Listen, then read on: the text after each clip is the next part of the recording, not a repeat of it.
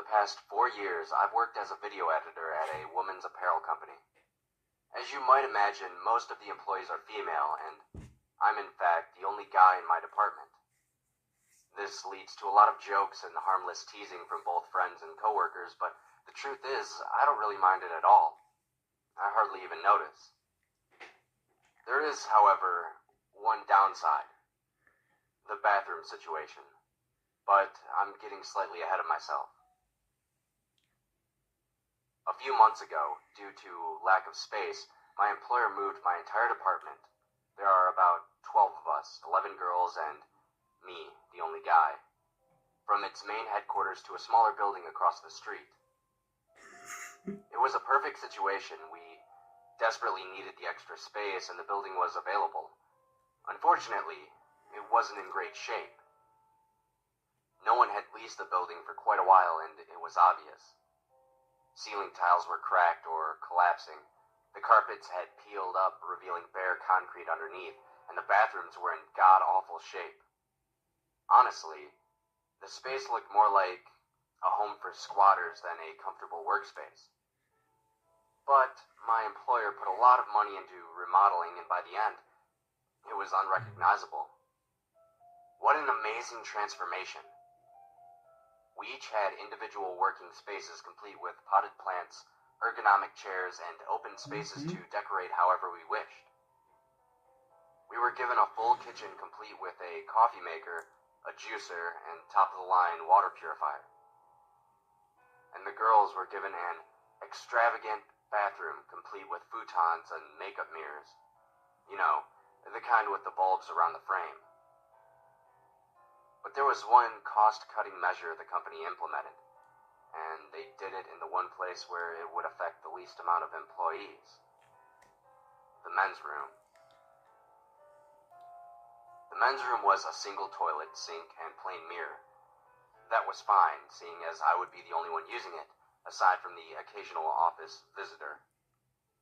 But the problem was that the door had a loose lock. Sometimes, when I exited the bathroom, the weighted door would shut on its own and randomly engage its mechanism, locking me out until someone from maintenance could come over and jimmy the door open.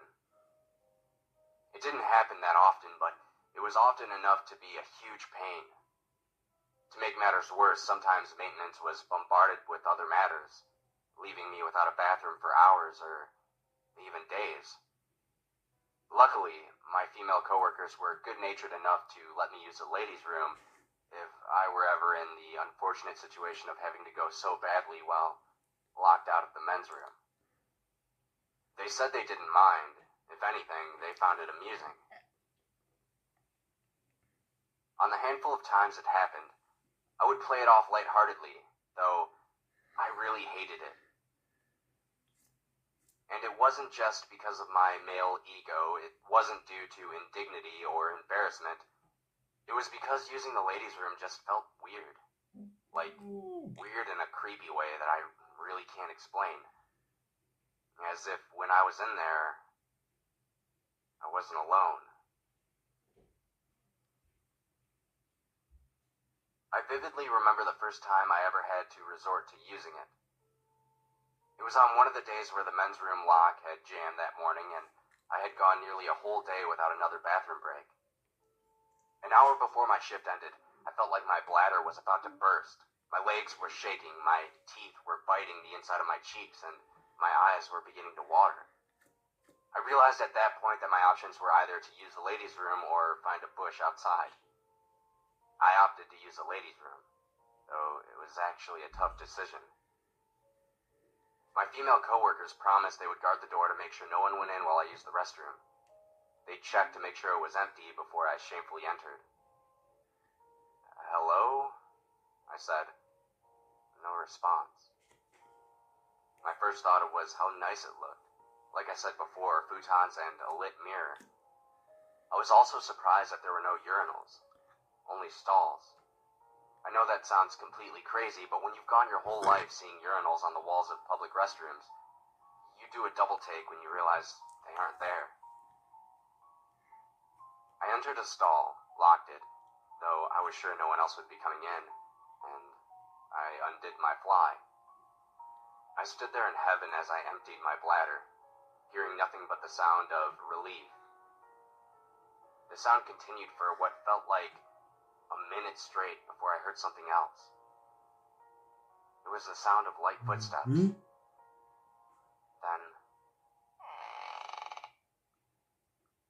my heart stopped. It was the sound of a nearby stall opening.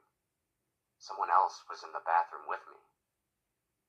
Either they had come in unbeknownst to myself and my coworkers, or they had been there all along and hadn't answered when I called out.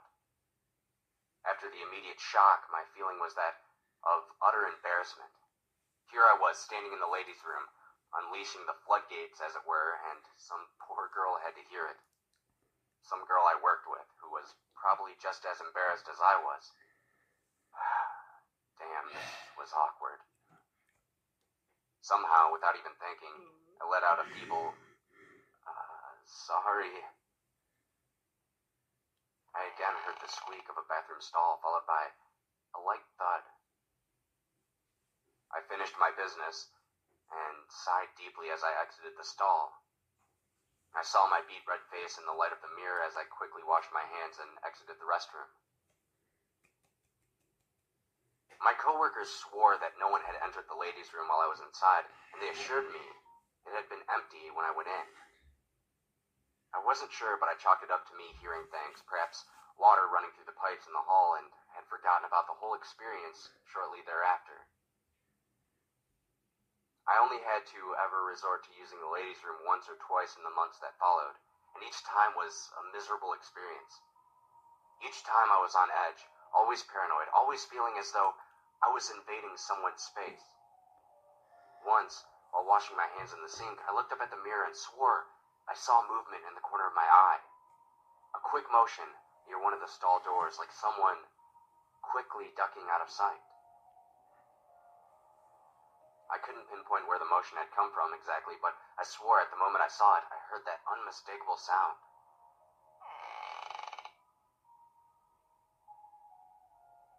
No wonder women go to the restroom together, I thought. It must help block out all the weird sounds. All in all, using the ladies' room was an, at best, awkward experience. But it wasn't too terrible. Until today. Whew. I seriously just got a chill up my spine thinking about it. Today was the last day that I will ever use the ladies' room. And I'll make sure none of my coworkers ever use it again either, if I can help it. It had been a normal, if not hectic day. So much to do. A late lunch, which I worked most of my way through. I didn't eat that much as my stomach had been feeling funny all day. I had a million upcoming deadlines to think about as I left the men's restroom around noonish. It shut, it latched. I sighed, turned around, checked the handle, and wasn't surprised to learn that I had just locked myself out, again. I sent an email to maintenance and went on with the rest of my day, not thinking much about it. I soon realized there was no way I'd make it home on time, especially when a last-minute project popped up an hour before I was supposed to leave. I felt a slight worry in my system. First, if I got home late, I might not be able to find a parking spot on my block. Second, I was dealing with quite a bit of indigestion and was feeling quite uncomfortable. But I worked as quickly as I could, hoping I could get out in time. Of course, the days you want to get home early are the days you end up working the latest. Sure enough, by 6 p.m. the last girl had left the office and I wasn't nearly finished with my project. By 7:30, my stomach was killing me. It began to loudly rumble, and it wasn't an I'm hungry rumble, but rather an I'm upset and bloated and you're about to have a bad experience kind of rumble. Sparing you too many details, let's just say I needed to use the restroom and use it badly. I looked at how much longer it would take my computer to finish processing the video project. About 45 minutes. That plus the half-hour drive home meant there was no way I could wait. I went to the men's room and tried to open it. Oh, right. It was still locked and maintenance had been too busy to fix it. I looked at the ladies' room and felt a twinge of nervousness for some weird reason, but shook it off and decided to head on in. I entered the ladies' room and quickly rushed to a stall, unbuckling my belt as I walked. Again, I'll try sparing you the details, but within 20 seconds of sitting down, I felt a twinge of horror. I began to hear footsteps. I listened closely, wondering if I was again imagining things. No, it was unmistakable. I was definitely hearing a walking sound. Wait, no, not walking. A crawling sound, maybe. My heart skipped a beat and my lungs turned to iron as I realized where the sound was coming from. It was coming from above me, directly above me. I looked up and the sound disappeared. For a moment, I heard nothing but the heavy ache of my own racing heartbeat. Then, it was at that moment I realized I wasn't hearing a stall opening. It was the sound of a ceiling tile lifting. As the tile directly above me slid open, ever so slightly, I know I saw it. My eyes widened and my mouth dropped open as I stared at something that was staring back at me. Inside the ceiling, partially hidden in the shadow, I saw an eye, looking around, staring right at me for a single instant.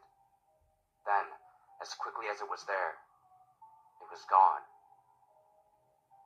The last thing I remember hearing was the light thud of a ceiling tile dropping into place. What happened next is a complete blur. I don't remember standing or even pulling my pants up. I don't remember grabbing my keys nor exiting the building. I just remember the pounding in my chest, the pounding so hard that my ribs ached as I drove home, replaying the events in my head. I wondered how the hell I was going to tell my all but one female department what I saw. It was a man's face, but it was not entirely human.